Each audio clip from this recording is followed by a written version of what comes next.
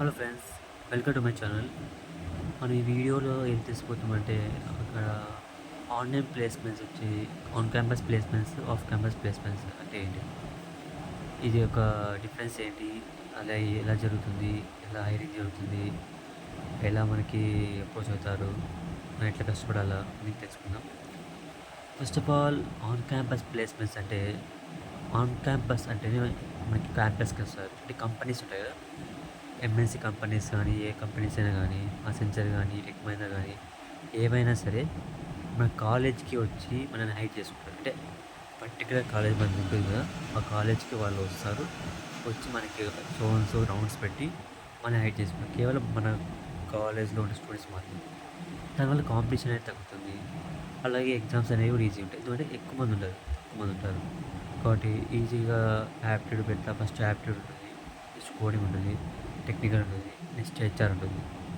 మెయిన్‌గా ఎక్కువ మనకి కోడింగ్ అవర్స్ చాలా మందికి వెళ్ళిపోతుంది. కానీ ఆన్ క్యాంపస్ ప్లేస్‌మెంట్స్ అనేది చాలా ఈజీగా ఉంటుంది. ఇప్పుడు off campus placements off campus placements అంటే ఇప్పుడు అంటే కాలేజ్ నుంచి బయటకొచ్చారు. కాలేజీకి బయటకొచ్చాక ఇంకంతా ఆఫ్ క్యాంపస్ ప్లేస్‌మెంట్స్ అంటే ఇక్కడెలా అంటే చాలా డిఫికల్ట్ సిట్యుయేషన్. ఎందుకంటే కాలేజ్‌లో అంటే జస్ట్ పర్టిక్యులర్ ఆహ్, స్టూడెంట్స్ అంటే ఎంతమంది స్టూడెంట్స్ అని ఉంటారు. ఆఫ్ క్యాంపస్ అంటే ఎక్కడి నుంచో అంటే ఇక్కడ ఆఫ్ క్యాంపస్ బయటకొచ్చేసుంటారు.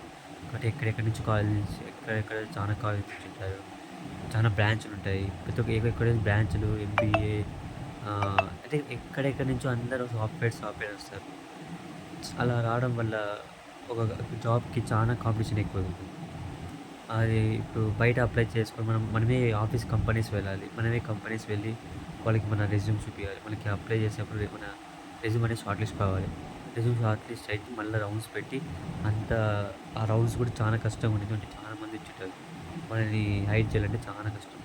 అంటే చాలా డిఫికల్ట్ ఉంటది. కాబట్టి ఆఫ్ క్యాంపస్ ప్లేస్‌మెంట్స్ అనేది చాలా ఈజీ కాదు. చాలా కష్టం ఉంటుంది. చాలా కష్టపడాలి. కోడింగ్ లాంగ్వేజ్ స్కిల్ బాగుండాలి. అన్నీ పర్ఫెక్ట్‌గా రెజ్యూమ్ బాగుండాలి. ఎందుకంటే చాలా మంది అప్లై చేస్తారు కదా! చాలా మంది అప్లై చేయడం వల్ల వాళ్ళకి చాలా కష్టం అనమాట. ఎవరిది తీసుకోవాలనేది. కాబట్టి మనం వచ్చి రెజ్యూమ్‌లో పెట్టిన స్కిల్స్ గానీ, సర్టిఫికేట్స్ గానీ, ఇంటర్న్‌షిప్స్ గానీ, అవన్నీ ఎవరైతే బాగా చేసినారో వాళ్ళ కంపెనీస్‌కి ఎవరైతే యూజ్ అయితుందో వాళ్ళని వాళ్ళు షార్ట్ లిస్ట్ చేసి వాళ్ళకి ఎగ్జామ్స్ పెడతారు. కానీ కాలేజ్ అలా కాదు. ఆన్ క్యాంపస్ ప్లేస్‌మెంట్స్ అలా కాదు.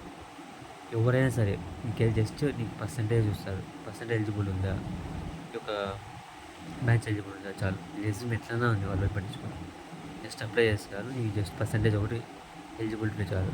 నీకు ఈజీగా నీకు అలో చేస్తారు. కానీ ఆఫ్ క్యాంపస్ అలా కాదు. ఎందుకంటే సో మెనీ మెంబర్స్ ఉంటారు. ఎక్కడెక్కడి నుంచో వచ్చుంటారు. ఎక్కడెక్కడి నుంచో చాలా గ్రూప్స్ ఎంబీఏ నుంచి వచ్చిన, డిగ్రీ నుంచి వచ్చుంటారు, బీటెక్ నుంచి వచ్చుంటారు. చాలా గ్రూప్స్ ఆఫ్ పీపుల్ వచ్చుంటారు. కాబట్టి వాళ్ళు కొద్దిగా కష్టం అనమాట.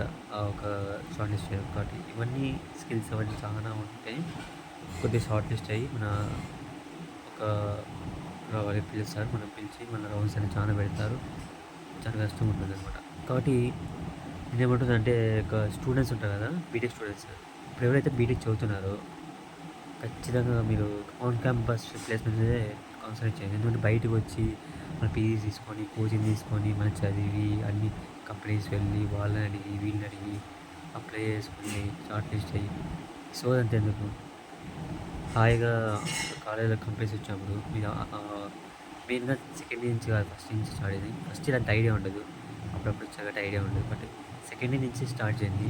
సెకండ్ ఇయర్ నుంచి ఇప్పుడు ఒక లాంగ్వేజ్ తీసుకోండి. లాంగ్వేజ్ తీసుకొని దాని బేసిక్స్ నేర్చుకోండి ఫస్టు. బేసిక్స్ బాగా నేర్చుకోండి. కోడింగ్ బాగా నేర్చుకోండి. యాప్టిట్యూడ్ బాగా నేర్చుకోండి చాలు. ఎక్కువ స్ట్రెస్ అవసరం లేదు.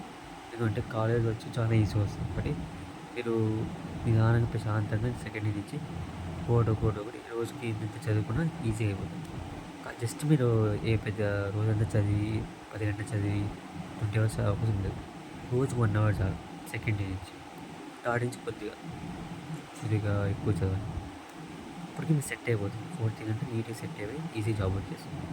బయటకి వచ్చినారనుకోండి కోచింగ్ తీసుకొని మళ్ళా అప్లై చేసి అవి రాకుండా షార్ట్ లిస్ట్ కాకుండా టైం అంతా అయిపోయి మీకు గ్యాప్ వచ్చేస్తుంది. కాబట్టి ఆన్ క్యాంపస్ ప్లేస్‌మెంట్ మీద చాలా కాన్సంట్రేట్ చేయండి. మాక్సిమం ఆన్ క్యాంపస్ కొట్టడానికి ట్రై చేయండి. ఓకేనా? చాలా మీకు మొత్తం హార్డ్ వర్క్ మొత్తం పెట్టేసేయండి.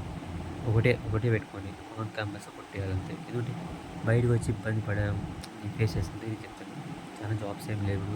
చాలా కష్టంగుంది. కాబట్టి ఆన్ క్యాంపస్ కొట్టేయండి. ఓకే. Thanks for watching.